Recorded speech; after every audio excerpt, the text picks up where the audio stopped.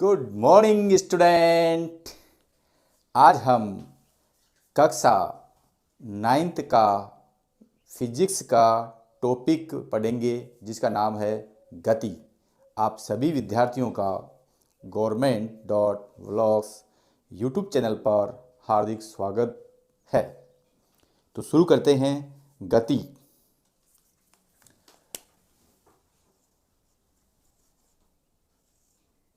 अंग्रेजी में से कहते हैं मोशन।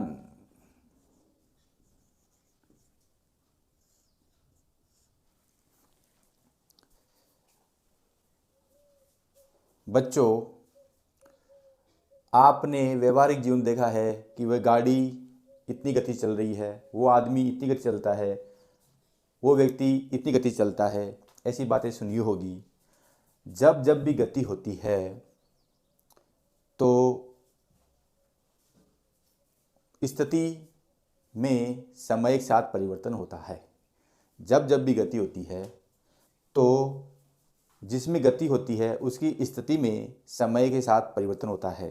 यदि किसी वस्तु की स्थिति में समय के साथ परिवर्तन को हम उस वस्तु की गति कहते हैं। किसी वस्तु की स्थिति का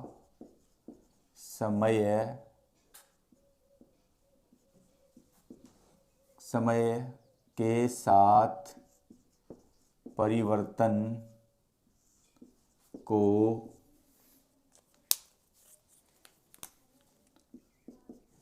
गति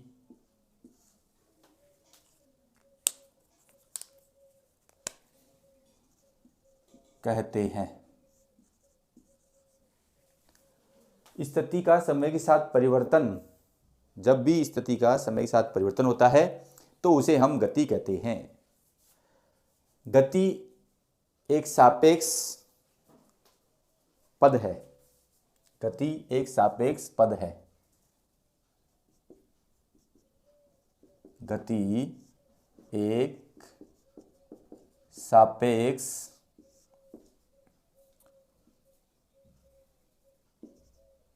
पद है।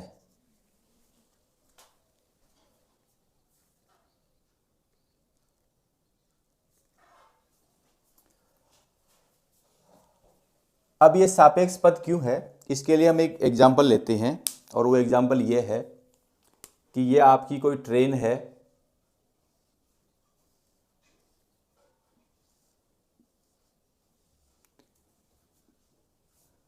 और ये ट्रेन इस दिशा में जा रही है। तो यहाँ पर एक व्यक्ति बैठा है और यहाँ पे एक दूसरा व्यक्ति बैठा है उसके पास में ही। इसका नाम मान लो राम है, इसका नाम श्याम है। इस ट्रेन से बाहर एक व्यक्ति मोहन बाहर खड़ा हुआ है।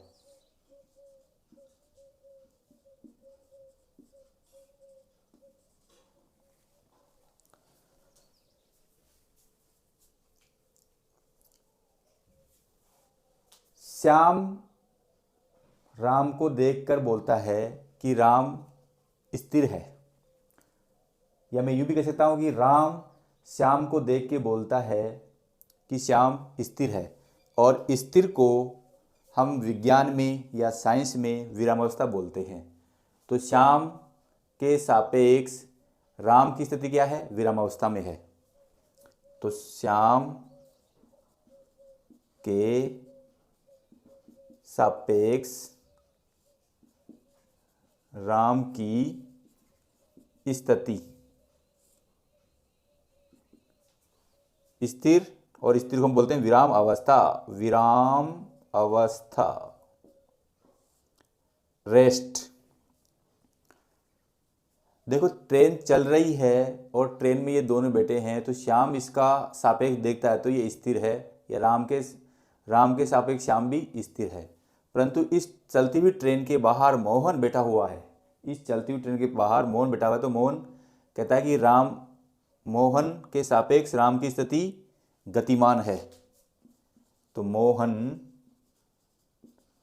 के सापेक्ष राम की स्थिति क्या है? गतिमान।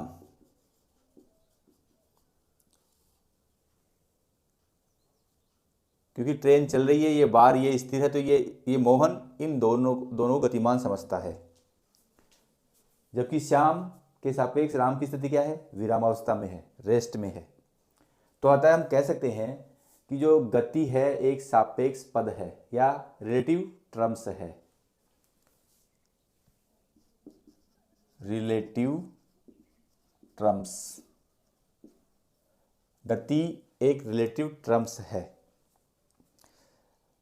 इसके अलावा और भी उदाहरण हम दे सकते हैं। जैसे पृथ्वी पर एक व्यक्ति बाहर खड़ा हुआ है, मानो कि पृथ्वी मोहन है, पृथ्वी मोहन है, और ये आपका सूर्य है, सूर्य पर राम और श्याम है।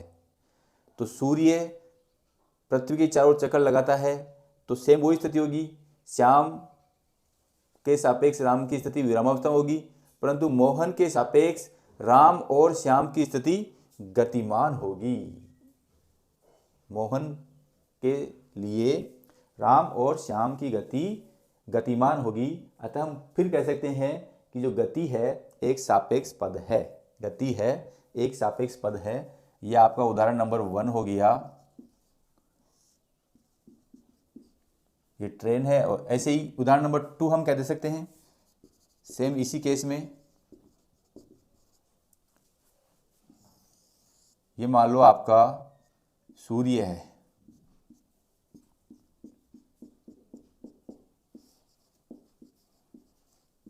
सन। यहां पर वही दो व्यक्ति राम और श्याम बैठे हुए हैं। यह आपका राम है और ये श्याम है, और यहां पर पृथ्वी है,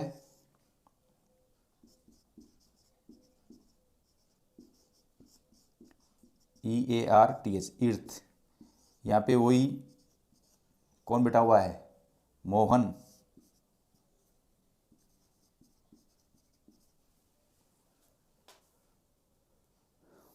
तो सेम स्थिति यहां पर भी होगी। श्याम के सापेक्ष राम की स्थिति क्या है? विरामावस्था में है। लेकिन किंतु परंतु मोहन के सापेक्ष राम और श्याम की स्थिति क्या है? गतिमान है। राम और श्याम की स्थिति क्या है? गतिमान है। अब आप इसका स्क्रीनशॉट ले सकते हैं। आशा करता हूं जो गति है, गति को समझने के लिए हम समझेंगे दूरी और विस्थापन। दूरी और विस्थापन समझने के बाद हम समझेंगे चाल और वेग। चाल और वेग समझने के बाद हम समझेंगे त्वरण, और त्वरण के बाद हम समझेंगे गति के नियम। और इस प्रकार हमारी कक्षा 9th की विज्ञान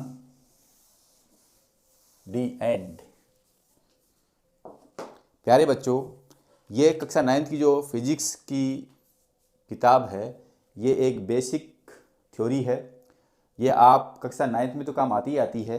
इस प्रकार ये विभिन्न प्रकार के जो कंपटीशन होते हैं उनमें भी काम आती है, और इसकी समझ होने से आपको फिजिक्स या विज्ञान समझने में बहुत सहायता मिलेगी, क्योंकि ये छोटी छोटी बातें हैं जो हमें काफ़ी डिस्टर्ब करती हैं। तो आज हम पढ़ेंगे दूरी तथा विस्थापन। अंग्रेजी में इसे कहते हैं डिस्टेंस, डिस्प्लेसमेंट।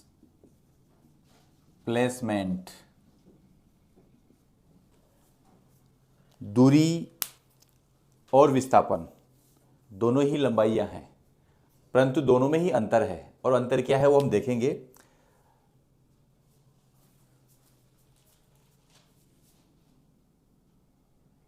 ये कोई एक स्थान है,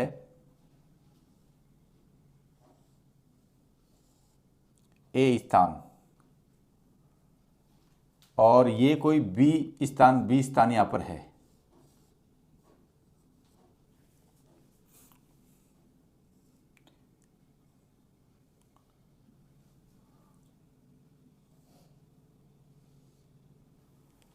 अब मुझे इस ए स्थान से बी स्थान में जाना है, तो मैं इस ए स्थान से बी स्थान तक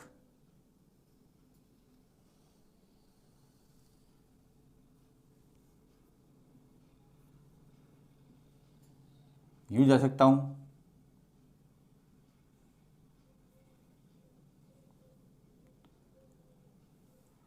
इस ए स्थान से बी स्थान तक मैं यूं भी जा सकता हूं। इस ए स्थान से बी स्थान तक मैं यूं भी जा सकता हूं।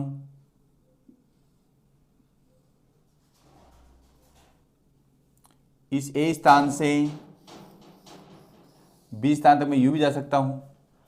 तो आप देख रहे हो कि ए स्थान से बी स्थान तक जाने के विभिन्न मार्ग हैं। मैं देखो ए स्थान से बी स्थान तक यूं सीधा भी जा सकता हूं,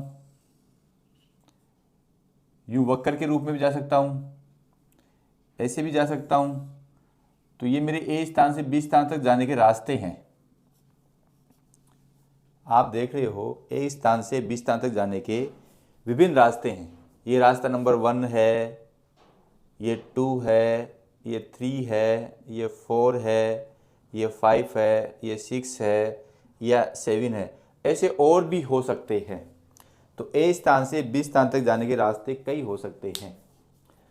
अब यहाँ पर हमें इन रास्तों में से कौन से रास्ते दूरियां हैं, कौन से रास्ता विस्थापन है, इसके बारे में चर्चा करनी है। तो आप देख रहे होंगे कि जो ए है, ए जगह है, वो प्रारंभिक अवस्था है, प्रारंभिक स्थिति है। ए वाली स्थिति क्या है? प्रारंभिक स्थिति, प्रारंभिक स्थिति, इनिशियल पोजीशन। और जो मेरी बी स्थिति है वो है फाइनल पोजीशन या अंतिम स्थिति। चित्र में आप देख रहे हैं कि सबसे छोटी दूरी ए से बी तक सीधी दूरी है और इससे जो भी दूरियां होंगी वो सभी बड़ी होंगी। जो रास्ता नंबर 4 है, इन सभी रास्तों में न्यूनतम है, अल्पतम है, शॉर्टेज है।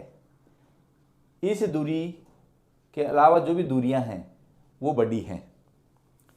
अब हम इसी डायग्राम की सहायता से परिभाषा लिखते हैं। तो सबसे पहले लिखेंगे दूरी, डिस्टेंस।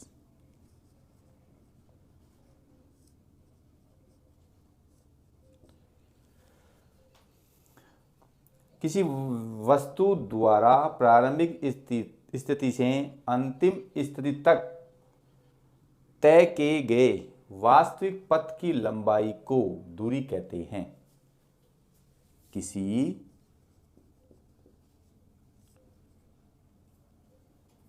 व्यक्ति द्वारा प्रारंभिक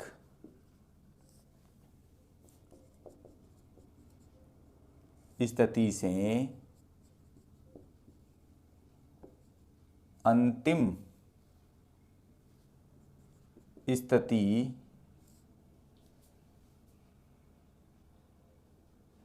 किसी व्यक्ति द्वारा प्रारंभिक स्थिति से अंतिम स्थिति तक तय की गई वास्तविक लंबाई को दूरी कहते हैं। किसी व्यक्ति द्वारा प्रारंभिक स्थिति से अंतिम स्थिति तक तय की गई वास्तविक पथ की लंबाई को, वास्तविक पथ की लंबाई को दूरी कहते हैं। इस परिभाषा के हिसाब से रास्ता 1, 2, 3, 4, 5, 6, 7 ये सभी दूरियां हैं। रास्ते 1 ए से बी तक प्रारंभिक स्थिति से अंतिम स्थिति तक तय की गई वास्तविक पथ की लंबाई को दूरी कहते हैं, और ये सभी प्रारंभिक स्थितियां अंतिम स्थिति तक तय की गई वास्तविक पथ की लंबाइयां हैं, अतः ये सभी दूरियां हैं। दूसरा आता है विस्थापन, डिस्प्लेसमेंट।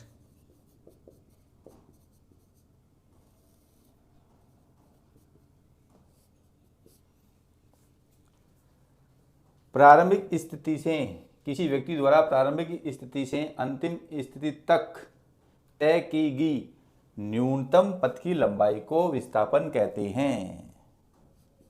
किसी व्यक्ति द्वारा प्रारंभिक स्थिति से अंतिम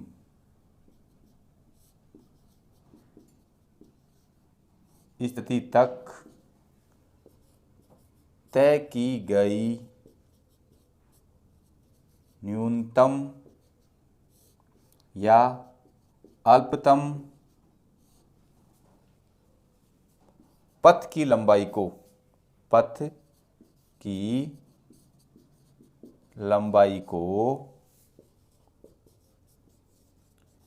विस्थापन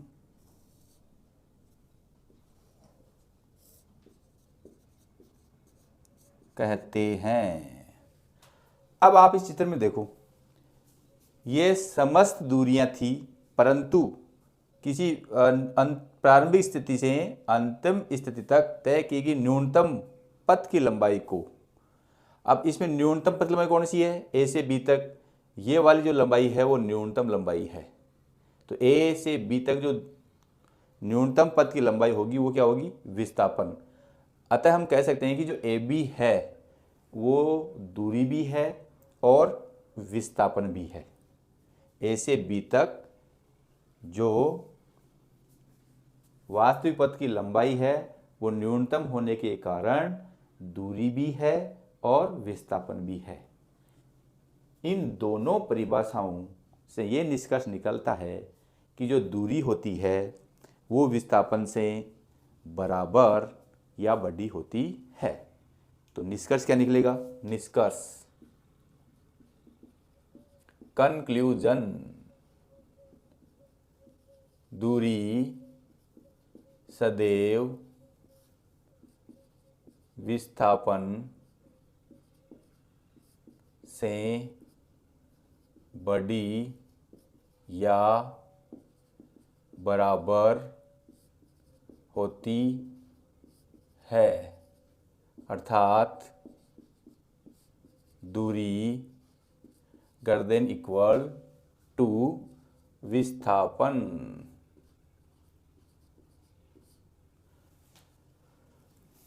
अब आप सोच रहे होंगे कि दूरी और विस्थापन बराबर कब होते हैं? दूरी और विस्थापन बराबर तभी होते हैं जब दो स्थानों के मध्य पथ की लंबाई एक सरल रेखा में हो। दूरी और विस्थापन तभी सरल होते हैं जब पथ की लंबाई सरल रेखा में हो। हम ये बात भी यहाँ लिख सकते हैं, इसी में लिख सकते हैं, ये नंबर 1 हो जाएगी आपकी।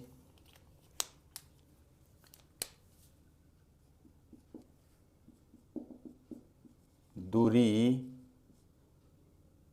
तथा विस्थापन बराबर तभी होते हैं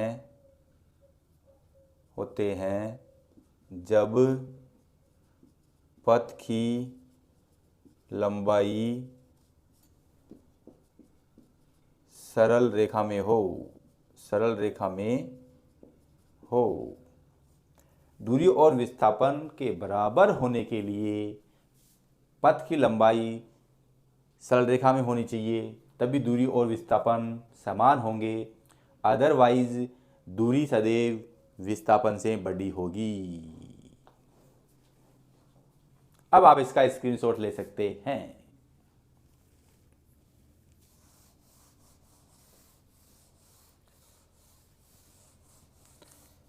दूरी और विस्थापन से संबंधित और महत्वपूर्ण बातें हम सीखते हैं।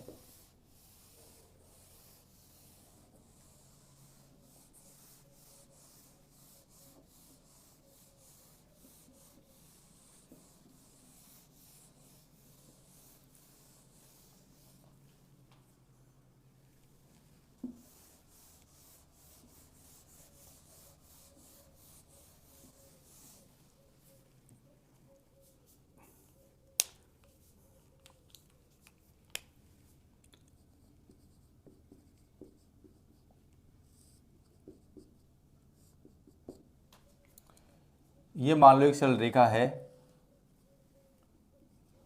जिसका मध्य बिंदु 0 है, ये 1 है, ये 2 है और ये 3 है, इधर -1 है और -2 है। एक व्यक्ति ए से बी तक जाता है, फिर बी से सी जाता है और फिर सी से डी जाता है या सी तक जाता है मान लो, फिर पुनः ए से बी गया, बी सी का, फिर सी से बी आता है, फिर बी से ए आता है, फिर ए से डी आता है। अब हम क्या करते हैं, या केस नंबर फर्स्ट लेते हैं। जब व्यक्ति ए से बी तक जाता है तब उसकी दूरी क्या होगी और विस्थापन क्या होगा। देखो, जब व्यक्ति ए से बी तक जाता है तो ए से बी तक जाने में प्रारंभिक स्थिति से अंतिम स्थिति तक वास्तविक पथ की लंबाई 1 है और ए से बी तक जाने में न्यूनतम पथ की लंबाई भी 1 ही है। केस नंबर सेकंड, जब व्यक्ति ए से बी जाए और फिर बी से सी जाए तब प्रारंभिक स्थिति से अंतिम स्थिति तक वास्तविक पथ की लंबाई 1 + 1 = 2 है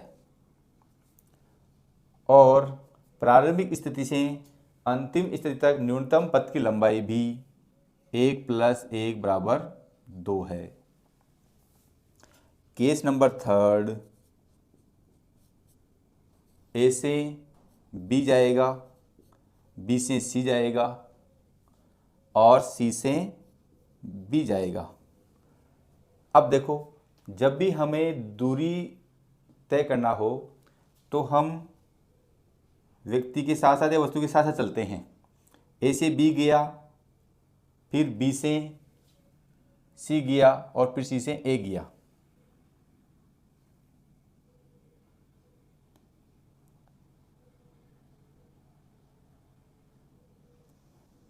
तो ए से बी गया, 1 हो गया, फिर बी से सी गया, 1 हो गया और फिर सी से बी आया, 1 हो गया। तो कितना हो गया ये? 3। विस्थापन क्या है? प्रारंभिक और अंतिम स्थिति के मध्य न्यूनतम दूरी। तो प्रारंभिक स्थिति क्या है? A, अंतिम स्थिति क्या है? B। A और B के मध्य न्यूनतम दूरी क्या है? 1। तो विस्थापन यहाँ पर क्या होगा? 1। विस्थापन क्या होगा? 1। केस नंबर थर्ड, फोर्थ, वो A से B जाएगा, B से C जाएगा, C से B जाएगा और B से A जाएगा। तो A से A तक जाने के लिए वो कुल दूरी कितने तय करेगा? 4। देखो, जब भी हम दूरी तय करते हैं तो पथ के साथ साथ चलते हैं। दूरी ज्ञात करने के लिए हम रास्ते की साथ साथ चलते हैं या पथ की साथ साथ चलते हैं। ए से बी गया 1, बी से सी गया 1, सी से बी आया 1 और बी से ए आया 1, तो 1 1 1 कितनी बार हुआ? 4 बार। जबकि विस्थापन में हम प्रारंभिक और अंतिम स्थिति के मध्य न्यूनतम पद देखते हैं। अब देखो, प्रारंभिक स्थिति ए है और अंतिम स्थिति भी ये है, और ए के मध्य न्यूनतम पद कितना है? 0। न्यूनतम पद कितना है? 0। यानी प्रारंभिक और अंतिम स्थिति में कोई अंतर नहीं है। और विस्थापन क्या है? प्रारंभिक और अंतिम स्थिति के मध्य अंतर। केस नंबर 5, ए से बी गया, बी से सी गया, सी से बी गया, बी से ए आया और ए से डी गया। तो पहले ए से बी गया 1, फिर 1, फिर सी से बी आया 1, फिर बी से आया 1, फिर ए से आया, ए से डी गया 1, कुल हो गया 5। अब यहाँ देखो, ए और डी प्रारंभिक और अंतिम स्थिति के मध्य न्यूनतम पथ की लंबाई, ए और डी के मध्य न्यूनतम लंबाई कितना रहेगी? -1 -0 अर्थात -1। इस उदाहरण से आप देखिए, हम दूरी ज्ञात करने के लिए पथ के साथ साथ चलते हैं और विस्थापन ज्ञात करने के लिए प्रारंभिक और अंतिम स्थिति को देखते हैं। तो प्रारंभिक स्थिति यहाँ पर कितनी है? ए। अंतिम स्थिति क्या है? डी। तो डी माइनस ए, तो डी माइनस ए आएगा, डी आएगा। तो डी माइनस ए क्या है? डी का मान -1 है, ए का मान 0 है, तो क्या आ गया? -1। तो विस्थापन क्या हो गया? -1। ऐसे ही मान लो कि मैं यहाँ ई ले लूँ, तो ये तो कितना जाएगा? 6। ये कितना जाएगा? -2। आएगा नहीं आएगा? इस उदाहरण से यह निष्कर्ष निकलता है कि दूरी सदैव धनात्मक होती है। किसी गतिमान कण के लिए दूरी सदैव धनात्मक होती है, जबकि विस्थापन 0, धनात्मक और ऋणात्मक हो सकता है। तो लिखिए, निष्कर्ष उपयुक्त उदाहरण से स्पष्ट है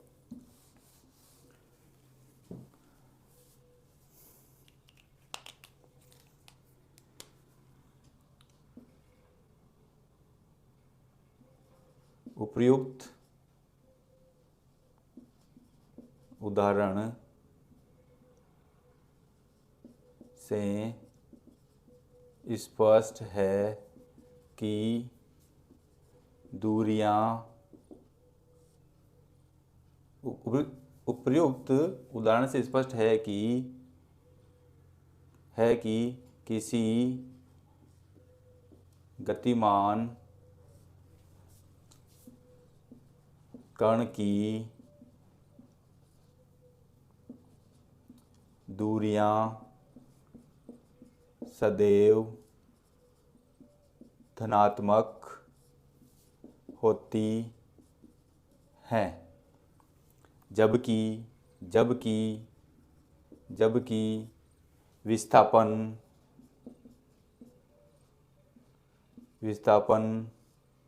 सदैव धनात्मक, 0 और ऋणात्मक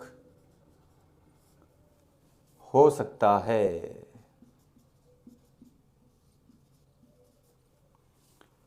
तो उपयुक्त उदाहरण से स्पष्ट है कि जब भी हमने जिन पथों की लंबाई निकाली है, सभी पथ की वास्तविक लंबाई का मान धनात्मक आया है, जबकि विस्थापन प्रारंभिक और अंतिम स्थिति के मध्य न्यूनतम दूरी कभी 1 है, कभी 2 है, फिर 1 आ गई, फिर 0 आ गई, फिर -1 आ गई। तो विस्थापन धनात्मक भी हो सकता है, ऋणात्मक भी हो सकता है और 0 भी हो सकता है, जबकि दूरियां सदैव धनात्मक होती हैं। अब आप इसका स्क्रीनशॉट ले सकते हैं।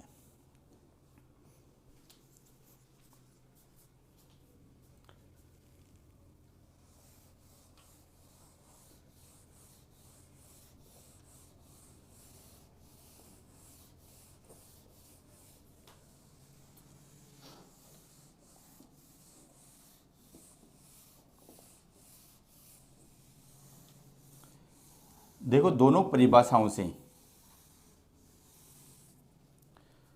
दोनों परिभाषाओं से और उदाहरण से यह साफ स्पष्ट है कि चाहे वो दूरी हो चाहे वो विस्थापन हो, दोनों ही पथ की लंबाई होती हैं। एक वास्तविक पथ की लंबाई होती है और एक न्यूनतम पथ की लंबाई होती है। और हम जानते हैं कि लंबाई का SI मात्रक मीटर होता है। तो इसकी इकाई यदि हम बात करें, इकाई दूरी तथा विस्थापन दोनों लंबाइयाँ होने के कारण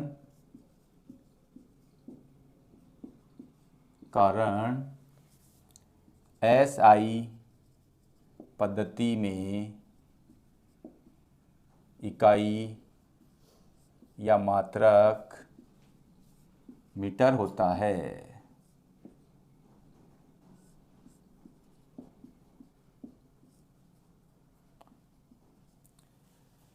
SI पद्धति की बात कर रहे हैं। आप आगे जाओगे तो इसके बारे में डिटेल से अध्ययन करोगे, अभी तक आप इतना ही याद रखिए।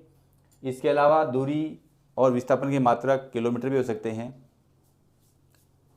सेंटीमीटर भी हो सकते हैं, परंतु हम बात करें केवल SI पद्धति में इकाई मीटर होता है। तो दूरी और विस्थापन में यदि हम अंतर की बात करें तो अंतर तो हमारे पास बहुत सारे आ गए। पहला अंतर ये आ गया, ये वास्तविक पथ की लंबाई होती है जबकि विस्थापन न्यूनतम पथ की लंबाई होती है। दूसरा अंतर आ गया, दूरी एक अदिश राशि होती है जबकि विस्थापन एक सदिश राशि होती है। क्योंकि विस्थापन में दूरी में परिमाण होता है जबकि विस्थापन में परिमाण और दिशा दोनों होते हैं। जहाँ पर परिमाण और दिशा दोनों होते हैं उसे हम सदिश कहते हैं, और जहाँ पर केवल परिमाण होता है उसे हम अदिश कहते हैं। तो दूरी और विस्थापन में यदि हम अंतर की बात करें, दूरी और विस्थापन में यदि हम अंतर की बात करें तो अंतर नंबर पहला आ जाएगा, ये वास्तविक पथ की लंबाई होती है।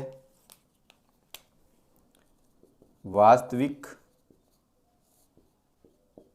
पथ की लंबाई को हम दूरी कहते हैं, और न्यूनतम पथ की लंबाई को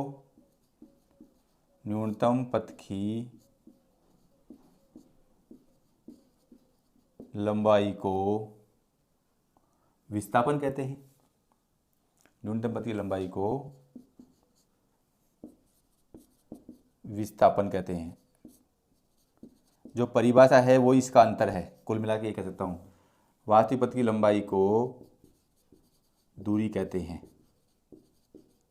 जो परिभाषा है वो इसका अंतर है, नंबर 1। नंबर 2,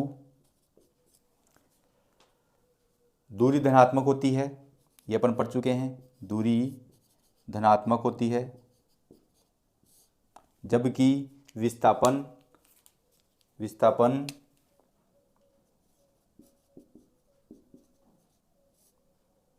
धनात्मक, शून्य व ऋणात्मक हो सकता है।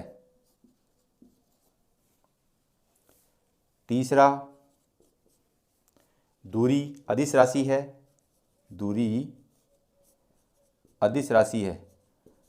अदिश भौतिक राशि है।